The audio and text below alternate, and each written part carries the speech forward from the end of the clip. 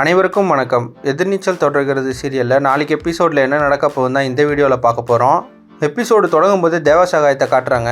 அவர் கொடைக்கானல் பக்கத்தில் இருக்க ஒரு காட்டு பகுதியில் மறைஞ்சிருக்கிறாரு. அதே நேரத்தில் அவருடைய ஆள் ஒருத்தர் வந்து அவரை சந்திக்கிறாரு. உடனே தேவசகாயம் புது பாஸ்போர்ட் விஷயம் என்ன ஆச்சு அப்படின்னு சொல்லி கேட்குறாரு. அதுக்கு அந்த நபர் கொடைக்கானல் ஃபுல்லாக இப்போ போலீஸ் தீவிரமாக தேடிட்டு இருக்கிறாங்க, அதனால் புது பாஸ்போர்ட் எடுக்கிறது ரொம்ப கஷ்டமாக இருக்குது அப்படின்னு சொல்லி சொல்கிறாரு. அது மட்டும் இல்லாமல் நீங்கள் இப்போ வெளியே செல்வது ரொம்ப ஆபத்து அப்படின்னு சொல்லி எச்சரிக்கிறாரு. இதை கேட்டு கோபமான தேவசகாயம், என்னை பயந்து மறைஞ்சு வாழ சொல்கிறியா, நான் அப்படி ஒளிஞ்சிருக்கிறவன் இல்லை அப்படின்னு சொல்லி ஆவேசமாக சொல்கிறாரு.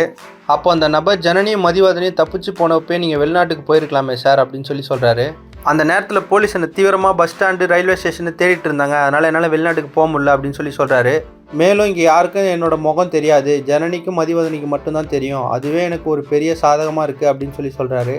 மேலும் அந்த ஜனனியை நான் உயிரோட விடமாட்டேன் அப்படின்னு சொல்லி கடுமையாக பேசுகிறாரு. இன்னொரு பக்கம் வீட்டில் ஆதிகுணசேகரன் தன்னோட தம்பிங்க கதிர் ஞானத்துக்கிட்ட முக்கியமான விஷயத்த பேசுகிறாரு. இனிமேல் கம்பெனி நிர்வகிக்கும் பொறுப்பை அவங்ககிட்டயே ஒப்படைக்க போகிறதா சொல்கிறாரு. மேலும் இன்னொரு முக்கியமான விஷயத்த சொல்கிறாரு. நாளைக்கு ஒரு பூஜை பண்ணணும், அது என்ன பூஜை அப்படின்னு சொல்லி இன்றைக்கி நைட்டு விவரமாக சொல்கிறேன் அப்படின்னு சொல்லி சொல்கிறாரு. அதோட நீங்கள் 2 பேரும் உங்கள் மனைவிகளோட ஆலோசனையை கேட்டு நடக்கணும் அப்படின்னு சொல்லி சொல்கிறாரு. அதுக்கப்புறம் கதிரும் ஞானமும் தங்களோட மனைவிய கிட்ட கம்பெனி கணக்கு விஷயம் மற்றும் ஜிஎஸ்டி போன்ற விவரங்களை சொல்லித்தருமாறு கேட்குறாங்க. அதுக்கப்புறம் நந்தினியும் ரேணுகாவும் கதிரும் ஞானத்துக்கும் ஒரு விஷயமா சொல்லி புரிய வைக்கிறாங்க. இதுக்கு நடுவில் கொடைக்கானலில் இருக்க ஜனனியும் சக்தியும் காரில் போயிட்டுருக்காங்க.